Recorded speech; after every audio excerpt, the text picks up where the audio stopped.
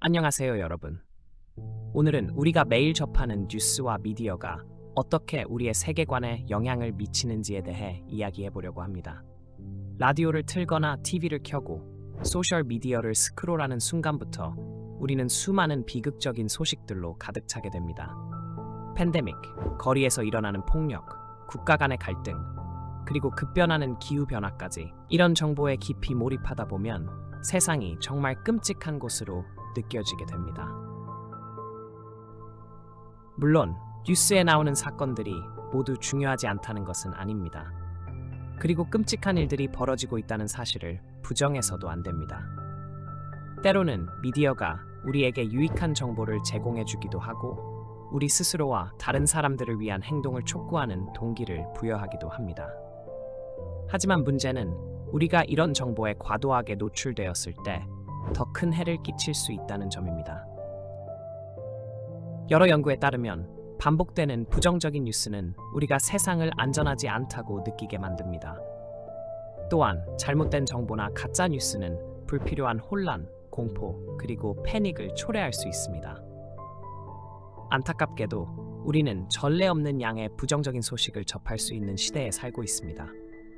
그리고 우리가 정보를 소비하는 방식도 변했는데 아마도 그 변화가 긍정적인 방향은 아닐 것입니다. 부정적인 소식이 넘쳐나는 세상에서 우리는 세상을 매우 암울하게 바라보게 됩니다.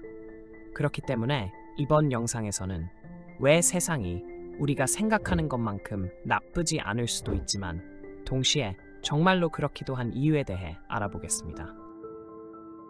우리가 끊임없이 쏟아지는 정보의 홍수 속에서 스스로를 되돌아보는 것이 중요한데 대부분의 미디어는 이익을 위해 운영되는 회사들이라는 점을 잊지 말아야 합니다. 간단히 말해서 미디어는 우리의 관심을 끌어 정보로 돈을 벌고 있습니다. 그리고 이런 거래 자체는 공정하게 보일 수 있지만 우리가 무엇에 주의를 기울이는지는 우리의 사고와 감정에 큰 영향을 미칠 수 있습니다. 증오를 담은 메시지에 주로 노출된다면 우리의 태도도 자연스럽게 그에 맞춰지게 됩니다. 예를 들어 나치 정치가 요제프 게베스는 선전의 힘을 알고 있었고 이를 이용해 독일 국민을 성공적으로 세뇌시켰습니다. 따라서 사회의 이익을 위해서는 미디어가 신중하고 책임감 있게 정보를 제공해야 한다고 기대할 수 있습니다. 하지만 현실은 그렇지 않은 경우가 많습니다. 물론 독립적이고 객관적이며 잘 연구된 미디어도 존재합니다. 반면에 관객의 시선을 끌기 위해 갈등, 논쟁적인 주제, 재난, 폭력을 다루는 미디어도 많습니다. 대중의 관심을 끄는 것은 결국 돈이 되기 때문입니다. 이 과정에서 많은 콘텐츠 제작자들은 사실을 정확하게 전달하기보다는 사람들이 더 많이 클릭하고 시청하도록 자극적인 제목을 붙이곤 합니다. 미디어는 지난 수세기 동안, 특히 최근 몇십 년 동안 크게 변화해 왔습니다. 우리는 입에서 입으로 전해지던 소문과 신문에서 이제는 소셜 미디어를 통해 전 세계에서 실시간으로 방송되는 뉴스까지 접하게 되었습니다. 하지만 이런 모든 시대의 뉴스가 공통적으로 가지고 있는 한 가지 특징이 있습니다. 바로 선택적인 정보 제공이라는 점입니다. 여러분이 19세기 암스테르담의 거리에서 신문을 사든 오늘날의 거대 뉴스 회사에서 뉴스를 접하든 뉴스는 항상 현실의 극히 일부분만을 선택적으로 보여줍니다. 수많은 사람들이 뉴스로 여길 만한 사건들은 뉴스에 오르지 못하는 경우가 많습니다. 그리고 지구상에서 일어나는 대부분의 일들은 뉴스로 다뤄지지 않습니다. 예를 들어 한 노인이 자신의 고양이에게 밥을 주거나 고속도로를 달리는 차, 나무에서 떨어지는 솔방울 같은 일들은 뉴스에서 다루어지지 않죠. 그런데 이런 사건들이 뉴스에 나오는 사건들보다 덜 중요한 일일까요? 그건 단지 우리의 의견일 뿐입니다. 뉴스가 전달하는 사건들은 사실보다 더 과장되어 확대되고 중요하게 느껴지게 됩니다. 인터넷 덕분에 이제는 누구나 뉴스를 전파할 수 있는 시대가 되었고 그로 인해 더욱 다양한 정보, 출처를 접할 수 있게 되었습니다.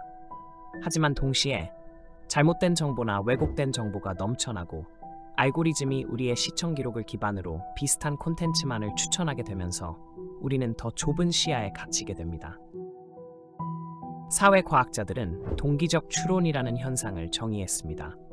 사람들은 종종 이성적이고 객관적으로 사고하지 않으며 특정 결론을 이미 가지고 그 결론을 뒷받침하기 위해 논리를 사용한다고 합니다. 이런 편향된 사고는 에코챔버 속에서 강화되기 쉽습니다. 시간이 선형적으로 흐르는 것처럼 보이지만 사실은 반복적인 패턴을 따릅니다. 우리는 앞으로 나아가면서도 반복되고 있습니다. 마르쿠스 아우렐리우스는 반복되는 것들을 아름답게 묘사하며 본질적으로는 새로운 것이 없다고 했습니다. 그는 따라서 40년 동안의 삶을 관찰하는 것이 1000년 동안의 삶과 다르지 않다라고 말했습니다. 제국이 하나 사라지면 또 다른 제국이 나타나고 수천 년이 지나도 이런 패턴은 변하지 않았습니다.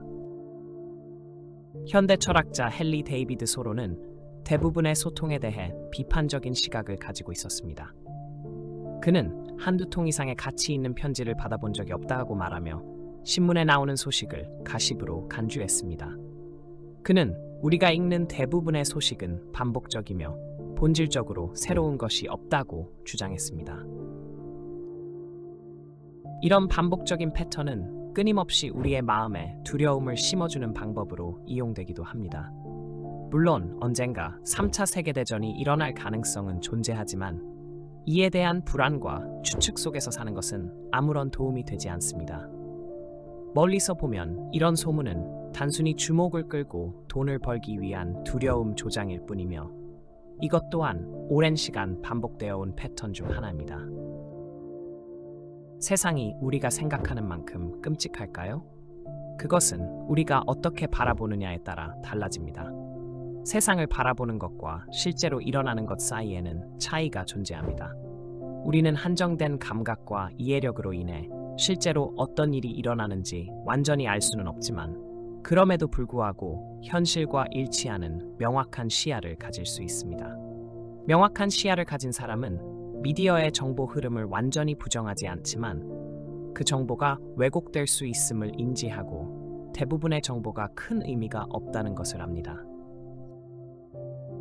미디어가 보여주는 것은 현실의 아주 작은 일부일 뿐이며 과장되고 확대된 것에 불과합니다. 현실은 그들이 보여주는 것만큼 극적인 것이 아닙니다. 우리가 TV, 스마트폰, 컴퓨터를 꺼두고 바깥 세상을 잠시라도 걸어보면 미디어에서 묘사한 것과는 다른 세상이 있음을 발견하게 될 것입니다. 여러분이 이 영상을 보고 있는 지금도 세상은 조용히 흘러가고 있습니다. 그러니 앞으로 뉴스를 보실 때 그것이 현실의 작은 일부라는 것을 기억해 주시고 모든 정보에 휘둘리지 않고 명확하게 바라보는 시야를 가지시길 바랍니다. 오늘의 영상이 유익하셨다면 좋아요와 구독 버튼을 눌러주시고 이 내용을 주변 사람들과도 꼭 공유해 주세요.